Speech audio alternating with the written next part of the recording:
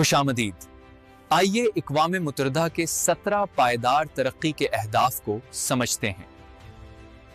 दुनिया के सबसे बड़े मसाइल जैसे गुर्बत, अदम मसावात, मौसमियाती तब्दीली, क्या इन सब को हल करने का कोई एक मंसूबा हो सकता है? जी हाँ, एक मंसूबा है और उसमें 17 अहदाफ हैं। लेकिन सवाल यह है कि एक आलमी मंसूबा ज़मीनी हकीकत में कैसा नज़र आता है? आइए इसका जायज़ा लेते हैं। तो किस्सा कुछ यूं है कि 2015 में अक़वाम मुत्तहिदा के तमाम रुकन ममालिक ने मिलकर एक बहुत बड़ा फैसला किया। उन्होंने 2030 तक के लिए पायदार तरक्की के अहदाफ यानी SDGs को अपनाया। ये सिर्फ कोई वादा नहीं, बल्कि ये दुनिया के संगीन तरीन मसाइल से निपटने के लिए एक मुश्तरका रोड मैप है। लेकिन इतना बड़ा आलमी मंसूबा ज़मीन पर किसी एक मुल्क के लिए क्या मायने रखता है? इसको समझने के लिए आइए पाकिस्तान की मिसाल लेते हैं और देखते हैं कि ये 17 अहदाफ वहाँ की जिंदगियों पर कैसे असरअंदाज होते हैं। तो शुरुआत करते हैं पहले सुतून से, लोग।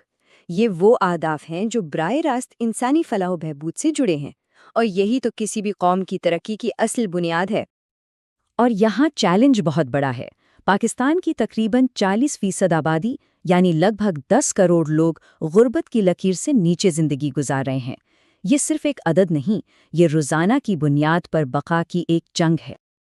अब बात करते हैं तालीम की। सूरत हाल एक कौमी बहरान से कम नहीं। 2.5 करोड़ से ज़्यादा बच्चे स्कूल से बाहर हैं। ज़रा सोचिए, इतनी बड़ी तादाद एक बेहतर मुस्तक़बिल के मौके से महरूम हो रही है। और जब बात सनफ़ी मसावात की हो तो ये आदत सब कुछ बता देता है। आलमी इंडेक्स में पाकिस्तान 146 ममालिक में से 145वें नंबर पर है। ये सिर्फ एक दर्जाबंदी नहीं, बल्कि मुल्क में ख़वातीन को दरपेश गहरे चैलेंजेस की अक्कासी है। अच्छा, इन चैलेंजेस से निपटने के लिए कुछ अहम प्रोग्राम भी शुरू किए गए हैं, जैसे कि बेनज़ीर इनकम सपोर्ट प्रोग्राम यानी BISP। ये गरीब तरीन ख़ानदानों को बराह रास्त माली मदद देता है, और ख़ास बात यह है कि ये रकम घर की खातून को दी जाती है। फिर बेनज़ीर नशोनुमा है, जो माओं और बच्चों की ग़िज़ाइयत पर काम करता है और तालीमी वज़ाइफ बच्चों को स्कूल भेजने में मदद देते हैं। ये सब मिलकर एक मरबूत हल पेश करने की कोशिश है। आइए अब दूसरे सुतून की तरफ बढ़ते हैं, सय्यारा। और पाकिस्तान के लिए ये कोई मुस्तकबिल का मसला नहीं, बल्कि कौमी बका का मामला बन चुका है। देखें, कुछ लोगों के लिए मौसमियाती तब्दीली शायद कल का ख़तरा हो, लेकिन पाकिस्तान के लिए ये आज की एक ऐसी तल्ख़ हकीकत है जो हर गुज़रते दिन के साथ ज़्यादा संगीन होती जा रही है। इसकी एक वाज़ेह मिसाल देखें। एक तरफ मुल्क का सिर्फ 4.8% हिस्सा जंगलात पर मुश्तमिल है, जिससे माहौलियाती ख़तरात बढ़ जाते हैं, और उसका नतीजा 2022 का वो तबाहकुन सैलाब जिसने मुल्क का 1/3 हिस्सा ज़ेर-ए-आब कर दिया। वजह और असर का ताल्लुक इससे ज़्यादा वाज़ेह नहीं हो सकता। लेकिन मसला सिर्फ सैलाब तक महदूद नहीं। पाकिस्तान दुनिया के उन ममालिक में शामिल है जहां पानी की शदीद किल्लत है।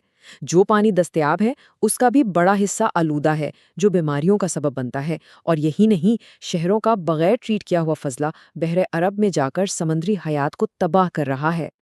इन माहौलियाती चैलेंजेस से निपटने के लिए 10 बिलियन ट्री सुनामी जैसा बड़ा मंसूबा शुरू किया गया। मकसद बिल्कुल साफ है, जंगलात को बहाल करना और मौसमियाती तब्दीली के असरात के खिलाफ मुल्क को मजबूत बनाना। चलें अब तीसरे सतून की तरफ बढ़ते हैं, खुशहाली, जो किसी भी मुल्क के मुस्तकबिल का असल इंजन होती है। यहाँ की वर्कफोर्स की हकीकत ये चार्ट वाज़ेह कर रहा है। 72% यानी 10 में से 7 से ज़्यादा लोग गैर रस्मी शोबे में काम करते हैं। मतलब ना कोई कॉन्ट्रैक्ट, ना मुलाजमत का तहफ़्फ़ुज़, और ना ही कोई पेंशन। ये एक गैर यकीनी माशी सूरत हाल है। यहाँ एक बहुत दिलचस्प तज़ाद नज़र आता है। एक तरफ CPEC जैसे बड़े मंसूबे हैं जिन्होंने सड़कें, बंदरगाहें और पावर प्लांट्स बनाए हैं, लेकिन दूसरी तरफ तहकीक और तरक्की यानी R&D पर खर्च तकरीबन ना होने के बराबर है, जिसकी वजह से सनतें कम टेक्नोलॉजी पर ही अटकी हुई हैं। पायदार तरक्की की राह में और भी रुकावटें हैं। 32.5% नौजवान ना तो तालीम हासिल कर रहे हैं, ना ही मुलाजमत या कोई तरबियत। लाहौर और कराची जैसे शहर जहरीली फिजाई आलूदगी और ट्रैफिक जैम का शिकार हैं।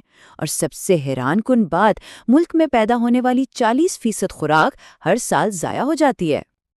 और अब आखिरी और सबसे अहम सुतून, कामयाबी की बुनियाद। یعنی وہ اہداف جن پر باقی سب کچھ منحصر ہے۔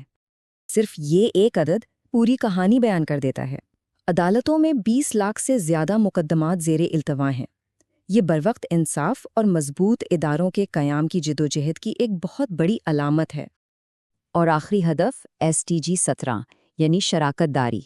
اس فہرست میں صرف ایک اور نقطہ نہیں ہے، یہ اصل میں وہ چابی ہے جس سے باقی تمام 16 اہداف کو حاصل کیا جا سکتا ہے۔ اس کے بغیر کوئی بھی ہدف حاصل نہیں ہو سکتا۔ تو آگے کا راستہ کیا ہے؟ اس کی بنیاد ہے مضبوط ادارے جہاں قانون کی حکمرانی ہو۔ پھر آتی ہیں عالمی شراکت داریاں جنہیں IMF سے لے کر CPEC تک دانش مندی سے سنبھالنا ہوگا۔